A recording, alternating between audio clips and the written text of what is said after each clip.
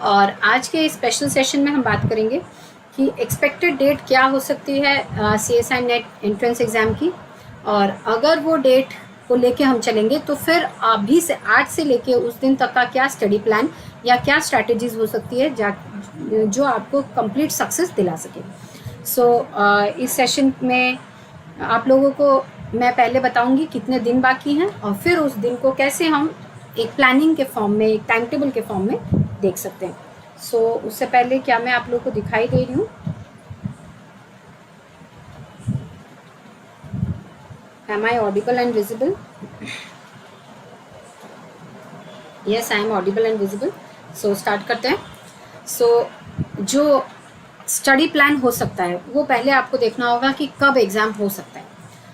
Most probably मुझे लग रहा है अब कि दिसंबर में होगा। पहले मैं सोच रही थी नवंबर में होगा, लेकिन अब एक सेकंड रुकिए, लेकिन अब मुझे लग रहा है दिसंबर में चांसेस बढ़ रहे हैं होने के, क्योंकि अभी तक ना तो नोटिफिकेशन आई है, कुछ भी अभी तक प्रोसेस स्टार्ट ही नहीं हुआ है। लग रहा है मुझे कि दिसंबर में चांसेस हैं, लेकिन अगर नवंबर में हुआ एंड दिसंबर में हुआ, हम ये दोनों मंथ्स को लेके चलेंगे। नवंबर के सेकेंड संडे एंड दिसंबर का सेकेंड संडे, मैं ये दोनों को कैलकुलेट करके लेके आई हूँ। नवंबर का सेकेंड संडे है 14 नवंबर एंड दिसंबर का सेकेंड संडे है 12 दिसंबर। अगर 14 नवंबर को एग्ज़ाम होगा 72 डेज़ हैं आपके हाथ में, एंड 12 दिसंबर को अगर होना है तो 99 डेज़ हैं। इसके अलावा कोई और डेट पड़ सकती है नवंबर की एंड दिसंबर की। जो भी होगी या तो इससे थोड़ा पहले या तो इसके थोड़ा बाद। प्लस माइनस फ्यू डेज़ आपके दिमाग में चल सकता है। जो लोग एक्स्ट्रा कॉन्शियस होना चाहते हैं, एक्स्ट्रा अच्छे से प्रिपेयर करना चाहते हैं, वो इस बार को लेके चले। जो लोग ये सोच रहे हैं कि हाँ हो सकता है दिसंबर में हो, वो इस बार को लेके चले। 72 डेज़ या 90 डेज़, मतलब आप ये सोच सकते हैं कि 70 से 100 डेज़ बाकी हैं एग्ज़ाम के लिए। कभी भी एग्ज़ाम किसी भी डेट में होने से हमारे हाथ में इतने डेज़ हैं।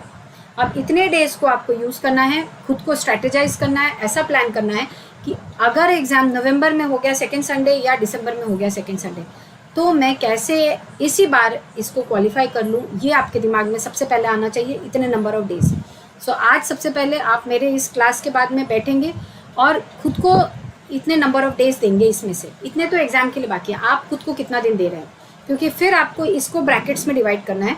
पढ़ने के लिए, रिविजन के लिए, प्रैक्टिस के लिए, इन चीज़ों के लिए इसको कैसे ब्रैकेट करना है, कौन से यूनिट्स आपने पढ़ लिए हैं, कौन से बाकी हैं, ये सारी चीज़ें आज के वीडियो के बाद मैं आपको स्टेप बाय स्टेप बताऊंगी करना क्या है। आज ही रात में आपके पास एक सॉलिड प्लान होना चाहिए, अगर नहीं है तो, और अगर है तो मेरे आज के प्लान को सुन के आप उस प्लान में थोड़ा सा चेंजेस ला सकते हैं एंड अपने आप को कैसे उस दिन के लिए प्रिपेयर करेंगे। सिर्फ उस 3 घंटे के लिए, सिर्फ 3 आवर्स के लिए आपको प्रिपेयर करना है खुद को। The best possible version of your self आपको उस 3 आवर्स के लिए बनाना है। वो 3 आवर्स आपका बेस्ट पॉसिबल वर्जन हो एंड आपको बेस्ट रिजल्ट मिले उस 3 आवर्स में। इसके लिए आज रात में आपका एक सॉलिड प्लान होना चाहिए। अगर नहीं है बनाइए, अगर है तो उसे कैसे इम्प्रूव करेंगे नंबर ऑफ डेज को देख के। इस सब के बारे में आज हम बात करने वाले हैं। उससे पहले अब हम देख लेते हैं कि सिलेबस हमारे हाथ में है 13 यूनिट्स। अब आपको ये देखना है कि आपने इसमें से क्या क्या कर लिया है, क्या क्या नहीं किया है। तो सबसे पहले बात आपको डिसाइड करना है डेज कितने हैं। आप क्या सोच रहे हैं? मेरे हिसाब से अगर सोचेंगे तो मैंने आपको नंबर ऑफ डेज बता दिए। आप पहले एक पेपर लीजिए, नंबर ऑफ डेज ऊपर लिखिए। सेकंड, इस सिलेबस से आपने क्या क्या कर लिया है, क्या क्या नहीं किया है। ये तो है ओवरऑल सिलेबस। इसके बाद में मेरे पास डिटेल्ड सिलेबस भी है। हर एक चैप्टर में कौन से टॉपिक्स आपने कर लिए हैं हर एक यूनिट्स में। सबसे पहले आपको सेकेंड पॉइंट में आज ही लिखना है कि कितने यूनिट्स और टॉपिक्स आप 100% कॉन्फिडेंट है। Yes, I will succeed. अगर ये चैप्टर से ये क्वेश्चन आने वाला है, ये कब होने वाला है? अगर आपने उस चैप्टर के सारे वीडियो लेक्चर्स देख लिए हैं, जिस भी प्लेटफॉर्म, डज नॉट मैटर, जिस भी प्लेटफॉर्म के आपने सारे वीडियो लेक्चर्स अगर देख लिए हैं, आपने किसी रेफरेंस बुक से थोड़ा बहुत, अगर टाइम था आपके पास, आपने डिटेल में पढ़ लिया है, या तो आपने उस रेफरेंस बुक से आपने जो भी वीडियो लेक्चर में पढ़ाई की है उसको आपने वहाँ से एक बार चेक कर लिया है एंड सारी चीज़ें आप रिकॉल कर पा रहे हैं। इसके अलावा आपने प्रीवियस ईयर क्वेश्चंस और कुछ प्रैक्टिस सेट्स किया है एंड रिवाइज किया है। अगर इतनी चीज़ें की हैं किसी चैप्टर के लिए तो ही आप उसको इस सेगमेंट में रखेंगे। क्या क्या? सबसे पहले तो सारे वीडियो लेक्चर्स आपने देखे हैं, आपको पूरा यूनिट समझ में आ रहा है, आपने रेफरेंस बुक या पाथफाइंडर जहाँ से आप पढ़ना चाहते हैं वहाँ से उस चैप्टर का ओवरऑल आइडिया ले लिया है, डिटेल हो या ब्रीफ हो। आपने उस चीज़ को प्रैक्टिस कर ली है, प्रीवियस ईयर क्वेश्चन सारे सॉल्व कर लिए हैं उसके, एंड प्रैक्टिस सेशन क्वेश्चंस भी थोड़े बहुत कर लिए हैं, एंड रिवाइज एटलीस्ट एक बार कर लिया। अगर आपने इतना किया है तो इस वाले सेक्शन में आप उन टॉपिक्स या यूनिट्स को रखेंगे, ठीक है। थर्ड पॉइंट आपको क्या करना है इसके बाद आप क्या क्या पढ़ना चाहते हैं सिलेबस में से जो आपने इन स्टेप्स को फॉलो करके नहीं किया, उसका लिस्ट बनाइए। सो लिस्ट ऑफ अनअटेंडेड टॉपिक्स, ठीक है। फोर्थ, अब उन अनअटेंडेड टॉपिक्स को आपको, ये जो नंबर ऑफ डेज है 70 से 100, लेट्स टेक हम ले लेते हैं 70 डेज ले लेते हैं, सेफेस्ट साइड के लिए 70 डेज ले लेते हैं। 99 डेज क्यों ले, अगर नहीं हुआ नवंबर में एग्ज़ाम तो हमारे पास एक्स्ट्रा डेज आ जाएंगे, हम एक्स्ट्रा काम कर लेंगे, that is a different thing. हम कम डेज वाला प्लान बनाते हैं, 70 डेज वाला। सो 70 डेज में से आपको उन चैप्टर्स के लिए कुछ समय निकालना है, एंड जो आपका हो चुका है उसके लिए, जो आपका हो चुका है आपको उसको टुवर्ड्स द एंड रखना है। डेट वाइज आपको आज 4th वाले पॉइंट में लिखना है, अपना प्लान बनाना है डेट वाइज, कि आज का डेट है अगर 2 सितंबर, तो 3 सितंबर से मुझे उन चैप्टर्स के बारे में क्या क्या स्टेप्स लेने हैं। और 70 डेज अगर हैं एंड हम चल रहे हैं सोच के 14 नवंबर को एग्ज़ाम होने वाला है, सो 14 नवंबर को अगर एग्ज़ाम होने वाला है, सो आपके पास होना चाहिए अक्टूबर के लास्ट तक, 31 अक्टूबर तक आपको उन अनअटेंडेड टॉपिक्स के डील करना है। 1 से लेके 10 नवंबर तक आपको जो पढ़ लिया है उसे रिवाइज करना है, एंड 10 के बाद भी आपके पास सफिशिएंट टाइम बचेगा जिसमें फिर से रिवीजन करना है। सो 1 से 10 नवंबर आपके लिए होना चाहिए जो चैप्टर्स आपने कंप्लीट कर लिए हैं, जो यूनिट्स कंप्लीट कर लिए हैं, उन्हें रिवीजन करने के लिए। एंड 31 अक्टूबर तक जो आपने नहीं पढ़ा है उसका इस फॉर्मेट में पढ़ाई। सबसे पहले video lecture, reference book and pathfinder को खोलना, उसे ओवरऑल ब्रीफली चेक कर लेना, note banana, long note and quick note. Long note में आपको उसमें से कुछ पॉइंट्स लिखना है, या लेक्चर सुनने के टाइम में जो पॉइंट्स बोले जा रहे हैं उसे लिखना है, और क्विक नोट्स में लिस्ट बनानी है इंपॉर्टेंट एंजाइम्स की, इंपॉर्टेंट जीन के नाम, इंपॉर्टेंट स्टेप्स के बारे में, ये सारी चीज़ें क्विक नोट्स करनी है ये 31 अक्टूबर तक। इसके बाद में क्या करना है, पूरा चैप्टर को थरली समझने के बाद कुछ भी डाउट ना रहे वैसा पढ़ना है, डाउट होने से उसको क्लियर करना है। उसके बाद आपको प्रीवियस ईयर क्वेश्चंस निकालने हैं सारे 2015 से 2020 तक। अगर आपको ऐसा लेक्चर मिल जा रहा है जिसमें प्रैक्टिस कराया गया है तो बहुत अच्छी बात है, उससे प्रैक्टिस कर लीजिए, नहीं तो खुद निकालिए, खुद प्रैक्टिस कीजिए। उसके लिए भी आपको हेल्प मिल जाएगी, वीडियो लेक्चर्स हैं जिसमें सॉल्व किए जाते हैं इन चैप्टर्स, इन क्वेश्चंस को, वहाँ से देखिए। ये होने के बाद में कुछ प्रैक्टिस कीजिए, कुछ क्वेश्चंस जहाँ से, जैसे कि पाथफाइंडर का प्रैक्टिस का आता है सेट, बहुत सारे ऐसे सोर्सेज हैं जहाँ से आप प्रैक्टिस कर सकते हैं, प्रैक्टिस सेट। उसके बाद रिवीजन, ये स्टेप्स आपको फॉलो करने हैं अनअटेंडेड टॉपिक्स का, जो आपने लिस्ट बनाया था करने के बारे में। सो आपके पास तो एक मास्टर प्लान होना चाहिए जिसमें कि आपके पास लिस्ट होना चाहिए इनमें से आपको क्या पढ़ना है, क्या छोड़ना है। लेट्स सपोज आपने यूनिट 1 करने के, लेट्स सपोज आपने यूनिट 2 सोचा है करने के लिए, 3, 4, 5, 6, 8, 10 एंड 11 आपने इतना सोचा है। एनिमल फिजियोलॉजी से आपने सोचा है nervous system, endocrine system and circulatory system, जो मैंने पहले भी बोला है, ये 3 कर लेने से एनिमल फिजियोलॉजी को पढ़ने की ज़रूरत नहीं है। आपने इतनी चीज़ें सोच के रखी है करने के लिए, तो कितने चैप्टर्स हुए, 1, 2, 3, 4, 5, 6, 7, 8 काफ़ी है। 7 से 8 चैप्टर्स आपने अगर सोच रखे हैं करने के लिए, सो इट्स ओके, काफ़ी है। इनमें से कुछ तो आपने कंप्लीट कर लिए होंगे, जो नहीं किए हैं उसका इस मेन लिस्ट से उसका एक लिस्ट बनाना ज़रूरी है। उसके बाद में जो मैंने स्टेप्स बोले हैं उस स्टेप्स को फॉलो करते करते 31 अक्टूबर तक आपका कंप्लीट हो जाना चाहिए। एंड 1 से लेके 10 नवंबर तक या 1 से लेके 7 नवंबर तक आपके पास में जो चैप्टर्स हो चुके हैं वो रिवीजन करना है। उसके बाद जो टाइम बाकी रहेगा उसमें फुल टोटल रिवीजन करना है, जो कि आपने 31 अक्टूबर तक पढ़ा था। इस हिसाब से आपको प्लान बनाना है। इस बारे में फिर से बात करेंगे, अभी पहले आगे बढ़ते हैं। मैं आपको अनअकैडमी के बारे में थोड़ा बता दूं, डोंट वरी, डिटेल में नहीं है, जल्दी जल्दी हो जाएगा। Unacademy is the largest platform where you can prepare yourself for CSI NET entrance exam. और अगर आप दिसंबर का एग्ज़ाम के लिए एम कर रहे हैं, सो इट्स बेटर कि आप 3 मंथ्स का सब्सक्रिप्शन या 1 मंथ का सब्सक्रिप्शन ले लें। प्रॉपर गाइडेंस आपको मिल जाएगी, प्रैक्टिस के लिए सोर्सेज आपको मिल जाएंगे, आसानी से आप चीज़ों को वाइंड अप कर पाएंगे एट द एंड। सो मेरा कोड है SHELL-K10 जो आपको यूज़ करना है मैक्सिमम डिस्काउंट और मैक्सिमम बेनिफिट्स के लिए।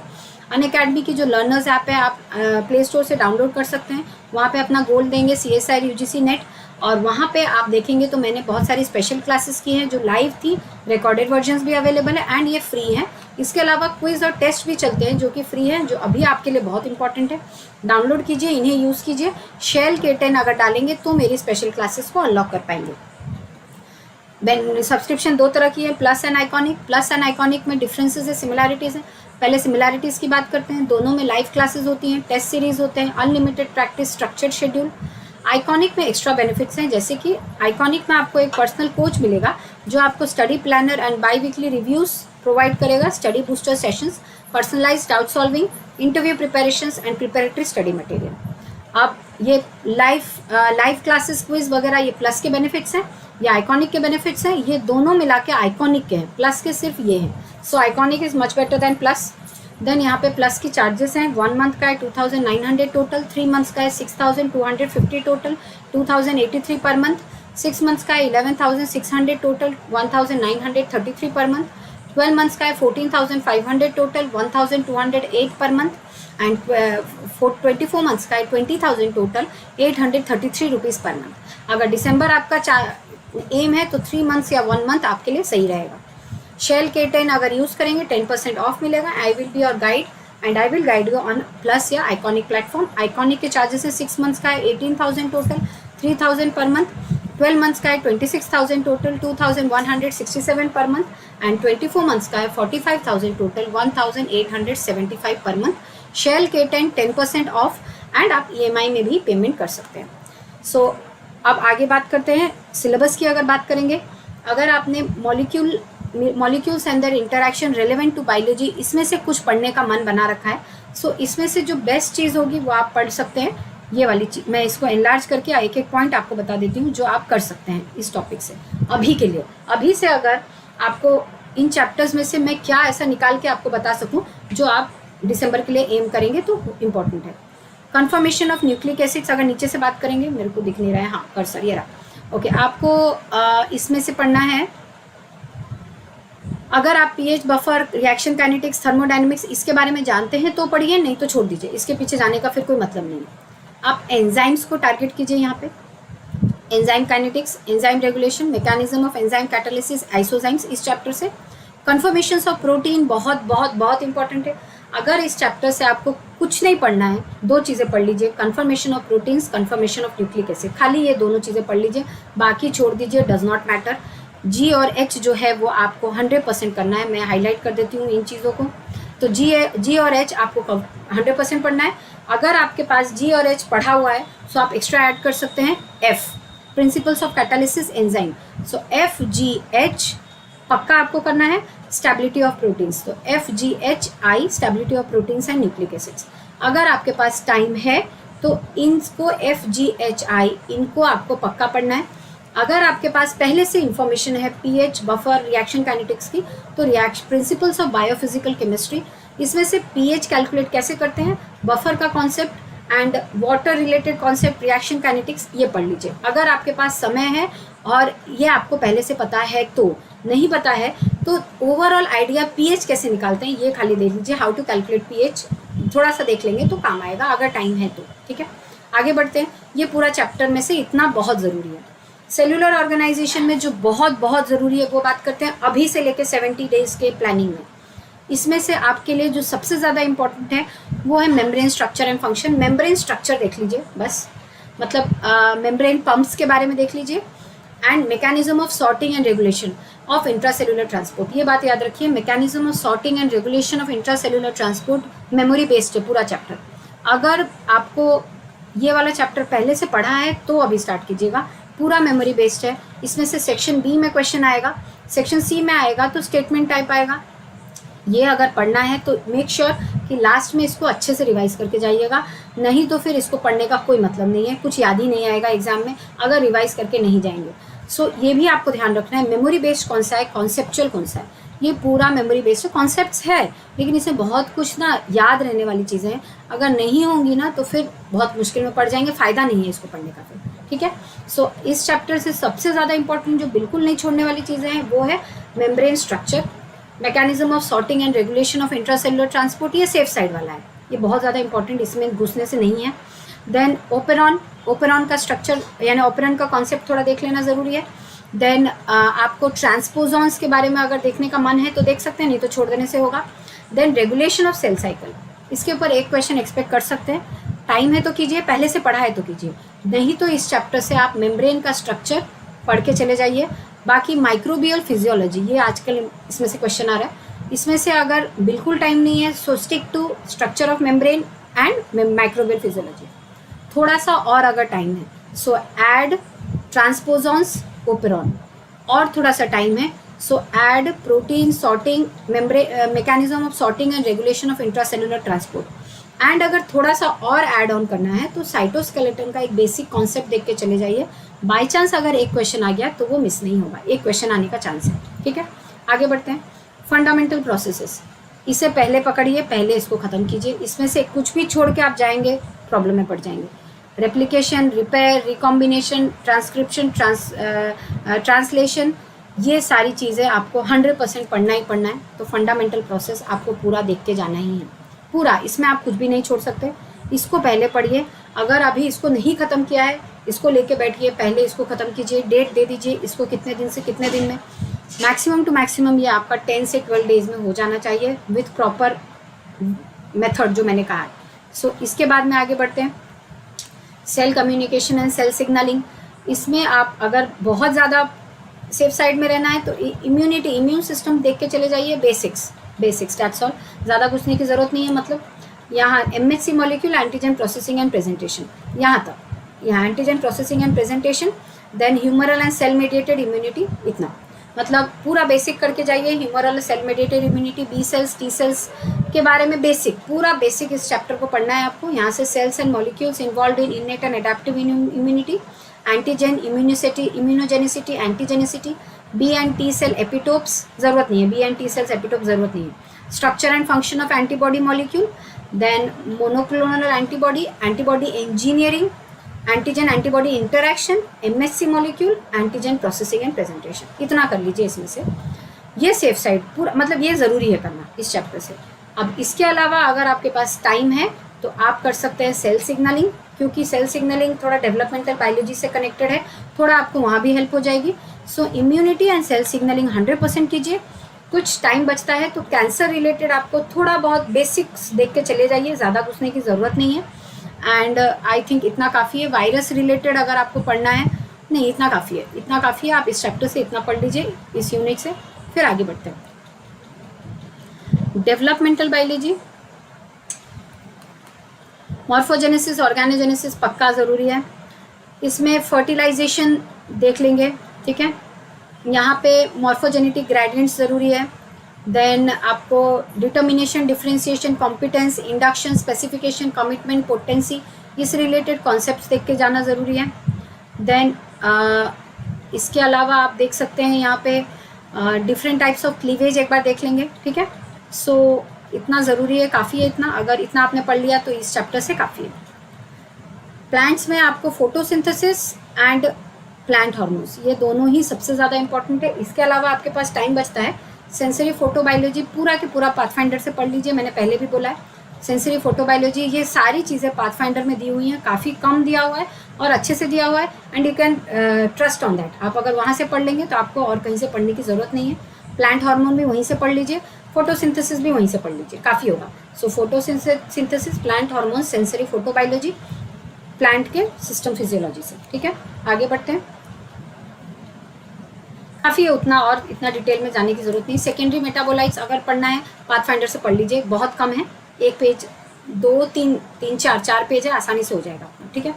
सिस्टम फिजियोलॉजी, एनिमल में सिर्फ नर्वस सिस्टम देखना है, और अगर टाइम है तो आप देख सकते हैं endocrinology and endocrinology, nervous system and cardiovascular system में ECG, it's principles and significance, cardiac cycle, इतना पढ़ लीजिए। इस चैप्टर से इतना बहुत बहुत ज़रूरी है, इसको पढ़ना ही ज़रूरी है, नहीं तो प्रॉब्लम में पड़ेंगे।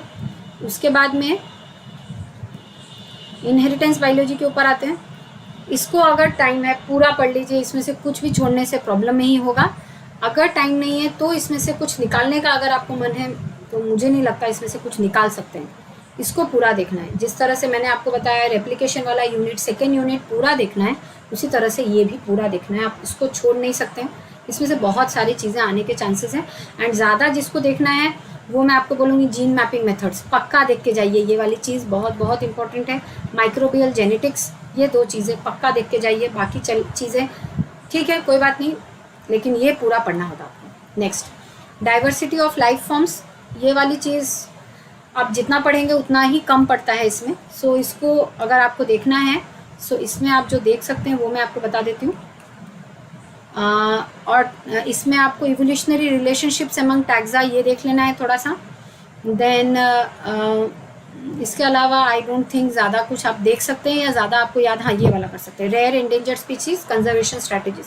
ये एक बार रेयर और एंडेंजर्ड स्पीशीज़ का जो लिस्ट है उसका जो मीनिंग है, हर वर्ड का जो मीनिंग है, एंडेंजर्ड इन वाइल्ड, पूरा मतलब एक्सटिंक्ट, इनके मीनिंग्स, इन वर्ड्स के मीनिंग्स आप थोड़ा देख के चले जाएंगे। इसमें से पहले से अगर पढ़ा हुआ है तो ही देखेंगे, नहीं तो फिर एनिमल का जो एनिमल टैक्सोनॉमी और उनका जो क्लासिफिकेशन है वो चीज़ें पढ़ने से भूल भी जाएंगे। अगर आपका स्ट्रेंथ है तो फिर बहुत अच्छी बात है। प्लांट का थोड़ा सा देख लीजिए, फिर उसके बाद इकोलॉजिकल प्रिंसिपल्स पूरा पढ़ना है आपको। ये आप रिस्क नहीं ले सकते, कुछ भी नहीं छोड़ सकते, you have to read it completely. उस हिसाब से आप आज आपका माइंड मेकअप कीजिए कि इसको कहाँ पे रखना है। एक टिप खाली दूंगी कि इसको एंड में रखिएगा, टुवर्ड्स एंड, जैसे कि अक्टूबर मिड से इसको कर सकते हैं, क्योंकि ये भूलने के चांसेस थोड़े कम है, कॉन्सेप्चुअल है, एक बार पढ़ लेने से भी हो जाएगा। थोड़ा ज़्यादा प्रैक्टिस करना इसमें ज़रूरी है, ये भी याद रखिए, इसके लिए प्रैक्टिस ज़रूरी है। जैसे कि ट्रांसक्रिप्शन, रेप्लिकेशन, ट्रांसलेशन, जितना पढ़ेंगे उतना अच्छा होगा प्रैक्टिस से, लेकिन इकोलॉजी में जितना प्रैक्टिस करेंगे उतना अच्छा है। ये भी आपको देखना है कि किस यूनिट में आपके लिए ज़्यादा प्रैक्टिस ज़रूरी है और किस यूनिट में आपके लिए ज़्यादा पढ़ना ज़रूरी है। कुलदीप बेटा, हेलो बेटा, गुड इवनिंग। ठीक है, तो उस हिसाब से आप इकोलॉजी को थोड़ा एंड में रखिए और इसमें ज़्यादा थोड़ा एनर्जी दीजिए, प्रैक्टिस पे ज़्यादा ध्यान दीजिए, प्रीवियस ईयर क्वेश्चंस, यहाँ वहाँ से प्रैक्टिस सेशंस, ये सारी चीज़ें। ठीक है, आपको और किसी को कुछ बोलना है? आई होप यहाँ तक सब क्लियर है सबको।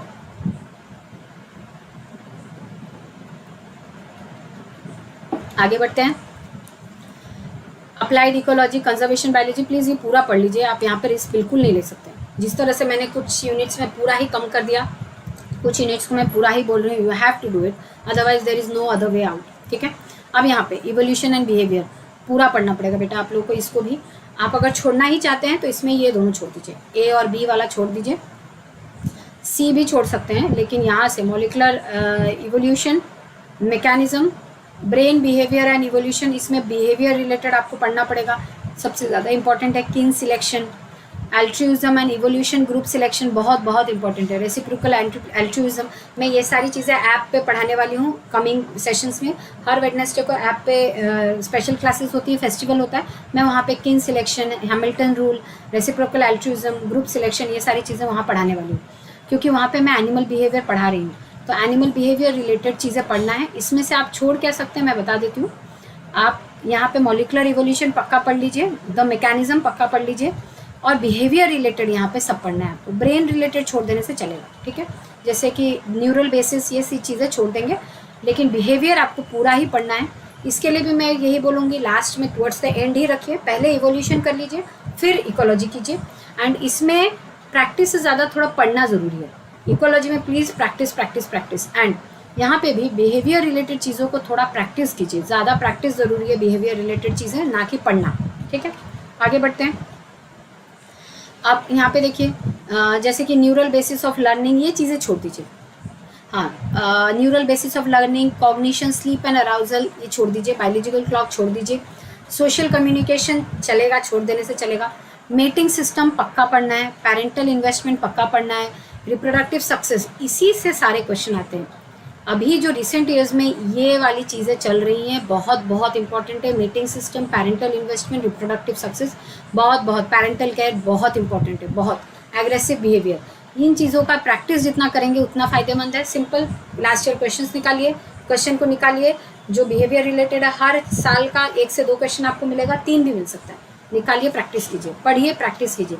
किसी एडुकेटर का वीडियो सुनिए, प्रैक्टिस कीजिए। मैंने ऐप पे इन चीज़ों को पढ़ाया है, ठीक है। आगे बढ़ते हैं।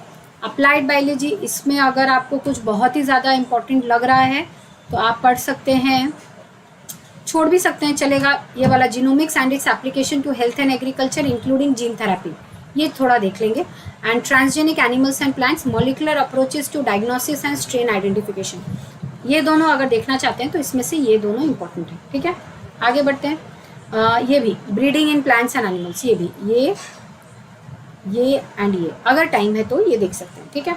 अब मेथड्स इन बायोलॉजी, ये बहुत सारे लोगों का वीकनेस है। मेथड्स इन बायोलॉजी के लिए मैं आपको बोलूँगी कि जनरल खाली पढ़ के चले जाइए, जैसे कि यहाँ पे देखा है, देखिए isolation, separation and analysis of carbohydrates and lipid molecules, RFLP, RAPD, AFLP techniques. Then मैं यहाँ पे बता देती हूँ कि एनलार्ज करके ही बोलना पड़ेगा, मैं मार्क नहीं कर पाऊँगी फिर, ठीक है।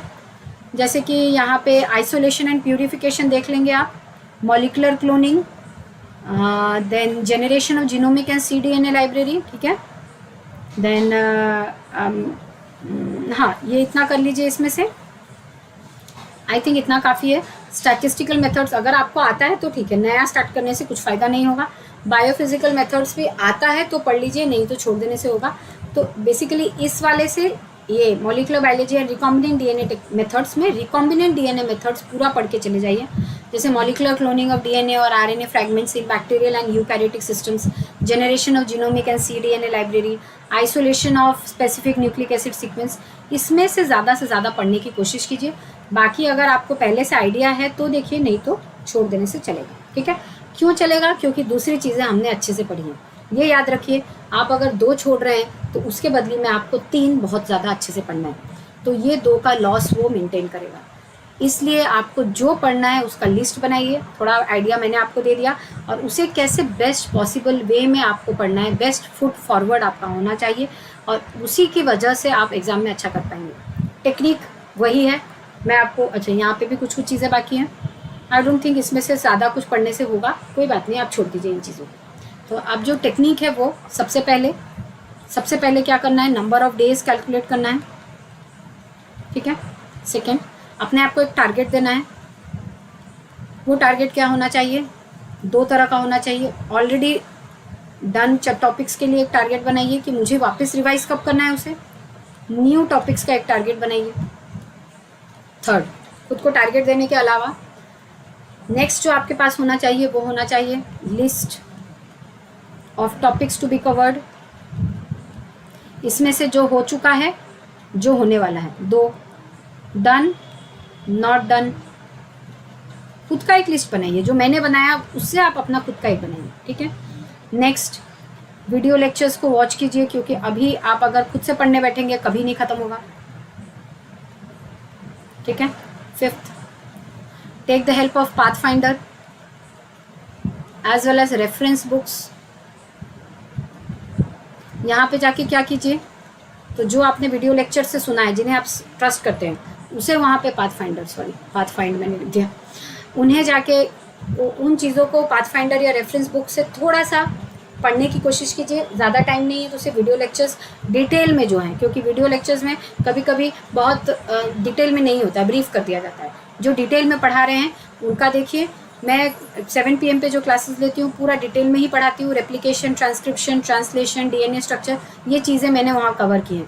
आपको अगर पढ़ना है, आपको प्लेलिस्ट मिल जाएगा, वहाँ पे सारी चीज़ें अवेलेबल हैं, और प्रीवियस ईयर क्वेश्चंस भी प्रैक्टिस कराया है मैंने। सो आप किसी डिटेल्ड वीडियो को पढ़िए, देखिए उसको देख के नोट्स बनाइए, फिर किसी बुक में उन पॉइंट्स को सर्च करने की कोशिश कीजिए।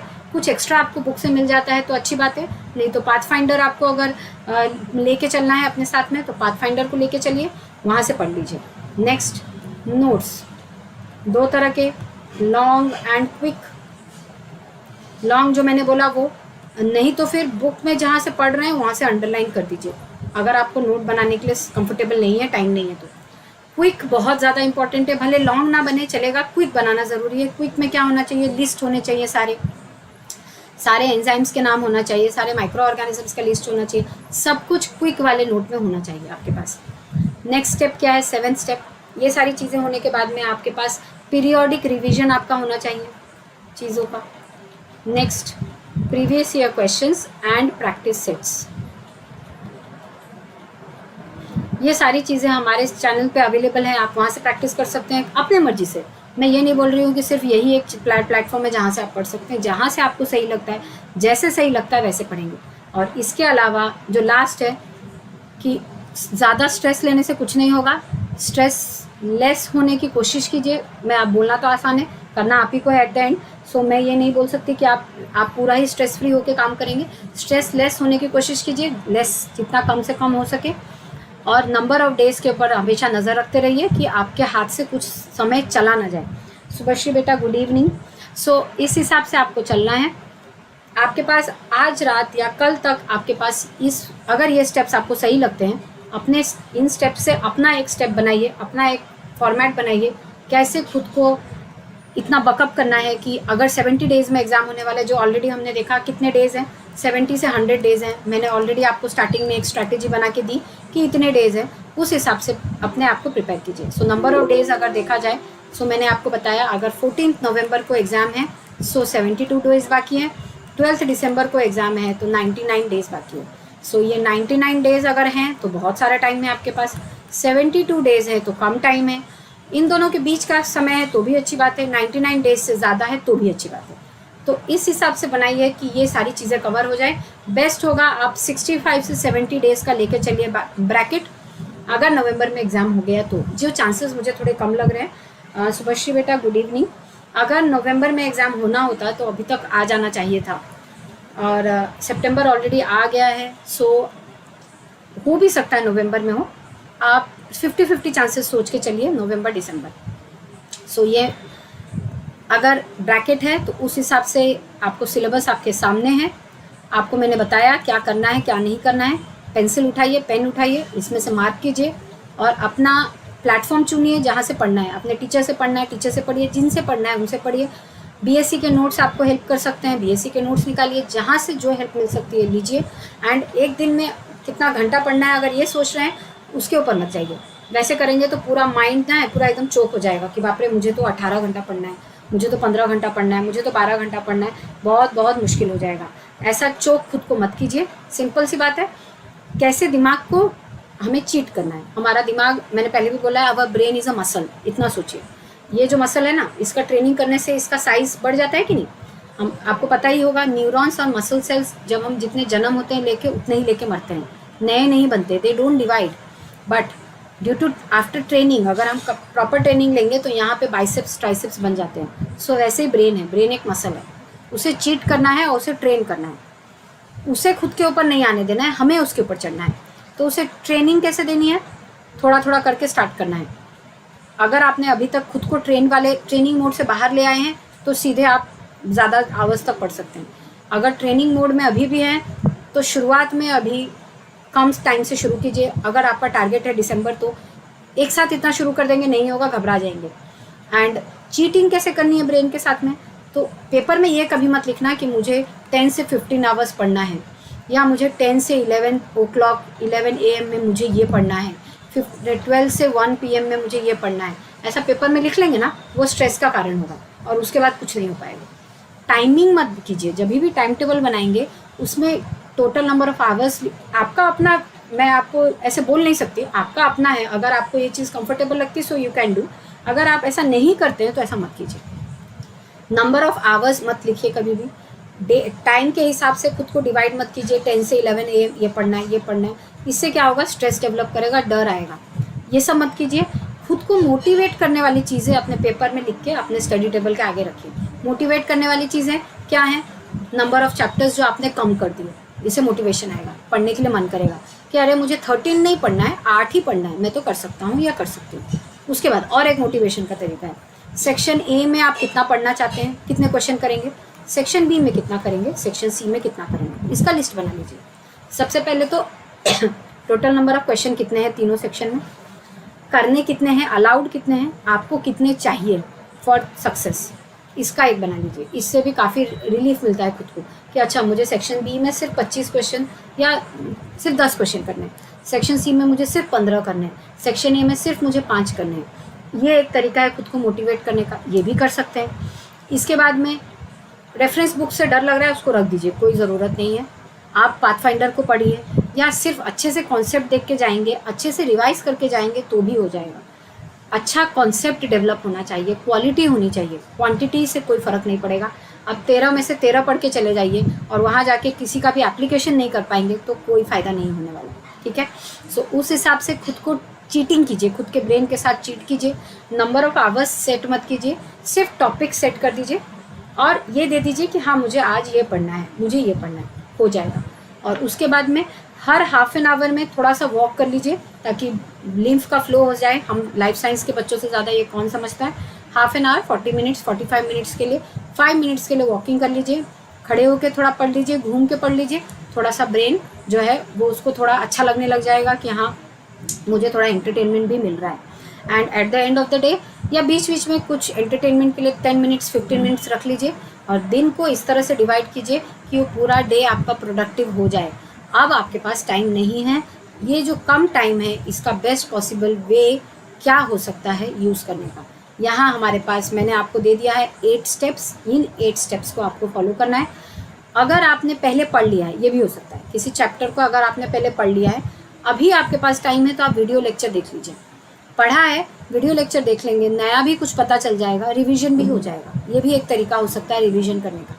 और ये भी हो सकता है अगर किसी को रिवीजन करने में बहुत बोरिंग लगता है, ठीक है, आपने एक बार पढ़ लिया, दोबारा रिवीजन मुझे नहीं करना, रिवीजन में बोर लग रहा है, किसी का लेक्चर उठा लीजिए वीडियो का, उसको एक बार देख लीजिए, फॉरवर्ड कर करके देख सकते हैं, नहीं तो स्पीड बढ़ा के देख लीजिए। स्पीड बढ़ा के देख लीजिए, फटाफट सुन लेंगे आपको चीज़ें याद आ जाएंगी। और कुछ सुना आपने नोट में रखा है या बुक में रखा है, आपको अगर वो चीज़ नहीं याद आ रही है तुरंत किताब खोलिए, देख लीजिए, याद आ जाएगा। ये एक तरीका है रिवीजन करने का, ईजी तरीका। क्योंकि कई बार ऐसा होता है रिवीजन बहुत बोरिंग लगता है बच्चों को, प्रैक्टिस बहुत बोरिंग लगता है। तो जो चीज़ें बोरिंग लगती है उसको इंटरेस्टिंग करने का तरीका निकालिए। रिवीजन के लिए लेक्चर्स देख लीजिए, किसी को पढ़ा दीजिए, किसी फ्रेंड को बोलिए कि तूने ट्रांसक्रिप्शन नहीं पढ़ा है, लेट मी टीच यू। आप उसे वर्ड बाय वर्ड पढ़ा दीजिए, आपका रिवीजन हो जाएगा। टाइम पास अगर आपको टाइम वेस्ट अगर ना लगे तो, नहीं तो फिर किसी का लेक्चर देख लीजिए। एंड अगर खुद पढ़ सकते हैं तो बुक या नोट निकाल के तो रिवीजन हो ही जाएगा। एंड रिवीजन के लिए नोट्स को फॉलो करना ईजी है ज़्यादा, पूरा रेफरेंस बुक से पढ़ेंगे ज़्यादा डर लगेगा। लॉन्ग नोट्स या क्विक नोट्स से रिवीजन कर लीजिए। प्रीवियस ईयर क्वेश्चंस कैसे प्रैक्टिस करें, अगर टॉपिक वाइज है तो ऐसे वीडियोज़ है जहाँ पे topic wise previous year questions को निकाल के आपको प्रैक्टिस कराया जाता है। अगर नहीं मिल रहा है तो खुद आपको कोशिश करनी पड़ेगी, खुद आप प्रीवियस ईयर क्वेश्चंस में से उन टॉपिक्स को निकालिए, उन टॉपिक रिलेटेड क्वेश्चंस को निकाल लीजिए, सॉल्व कर लीजिए। अगर नहीं आ रहा है आंसर सो वीडियो लेक्चर्स हैं उस रिलेटेड, नहीं तो मुझसे पूछ सकते हैं, किसी से पूछ सकते हैं जिसका क्लास आप कर रहे हैं। प्रैक्टिस सेशंस के लिए बुक्स खरीद लीजिए, कुछ ऑनलाइन भी मिलते हैं, ऑनलाइन क्विज और टेस्ट भी मिलते हैं, वहाँ पे जाइए। एंड इसके बाद सेक्शन ए के ऊपर फोकस क्या करना है, कौन से सेक्शन पे ज़्यादा फोकस करना है वो ध्यान दीजिए। ए, बी एंड सी, आपका फोकस होना चाहिए सी, ठीक है। बी आप अगर फोकस करेंगे ना तो प्रॉब्लम होगी ही होगी, क्योंकि ये मेमोरी बेस्ड है, सब याद उस दिन नहीं आएगा। सेक्शन ए अगर आपका स्ट्रेंथ है तो बहुत अच्छी बात है, नहीं है तो सेक्शन ए में आप एवरेज लेके चलिए कि मुझे सेक्शन ए में 7 क्वेश्चन करना है करेक्ट। एंड ये भी याद रखिए, अटेम्प्ट करने की कोशिश मत कीजिए ज़्यादा से ज़्यादा, जो मैंने ऑलरेडी आपको बोला, ए बी सी से एक फ्रेम बना के चलिए मुझे कितने क्वेश्चन करने हैं, उसके अलावा और कहीं पे ध्यान मत दीजिए। पढ़िए भी मत क्वेश्चन, ज़्यादा पढ़ेंगे ज़्यादा प्रॉब्लम में पढ़ेंगे। अगर जितना पढ़ लिया आपने, लेट्स सपोज 75 में से सेक्शन सी में आपने 50 ही पढ़ के नंबर ऑफ टारगेट क्वेश्चंस जो थे वो कर लिए, 50 से आगे मत देखिए। अगर मैं एक एग्जांपल दे रही हूँ, ऐसा करने का भी ट्राई कीजिए उस टाइम पे ताकि आपका टाइम बच सके। और क्योंकि ऑनलाइन एग्ज़ाम होगा और अगर क्वेश्चन एक ही फ्रेम में आपको मिल रहा है तो टाइम बचता है, नहीं तो आपको पता है जब पहली बार ऑनलाइन एग्ज़ाम हुआ था तो कितना स्क्रॉल करने में कितना टाइम जा रहा था। तो आपको उस हिसाब से खुद को प्लान करना है वो 3 आवर्स के लिए कि मुझे इन सब के लिए भी टाइम निकालना है। तो फिर आप इस तरह से अगर अपना माइंड मेकअप करके जाएंगे, एक प्लान बना के जाएंगे तो पक्का श्योर शॉट सक्सेस आपको उन 3 आवर्स में मिलने वाली है। सिंपल, आज रात में यही करना है, नंबर ऑफ डेज निकालने हैं, आपके पास सिलेबस है, मैंने बोल दिया है ऑलरेडी क्या करना है क्या नहीं, कौन से टॉपिक्स करना है कौन सा नहीं करना है। और अगर डिटेल में ये जानना है तो मेरा और एक वीडियो है जिसमें मैंने इंपॉर्टेंट टॉपिक्स के बारे में और डिटेल में बात किया। यहाँ तो ओवरऑल बोल दिया है, वहाँ और भी डिटेल में है, आप उसको भी सुन सकते हैं, उससे भी आइडिया निकाल सकते हैं। सो ये ओवरऑल आइडिया था कि क्या हो सकता है स्टडी प्लान, स्ट्रैटेजी क्या हो सकती है, कब एग्ज़ाम हो सकता है. So this is the overall idea. I hope this session was helpful for all of you and thank you all for watching. अगर ये हेल्पफुल है उस हिसाब से यहाँ से 4-5 भी पॉइंट्स आपने निकाल लिए, उसको अपने स्ट्रैटेजी में, स्टडी प्लान में डालिए. It will help you all a lot. All the best. Exam के लिए पूरा जम के पढ़ना है, अच्छा से पढ़ना है. कैसे वो 3 आवर्स में खुद का बेस्ट वर्जन देना है, वो बेस्ट वर्जन को प्रिपेयर कीजिए day by day. Thank you all. Thank you for watching. Thank you for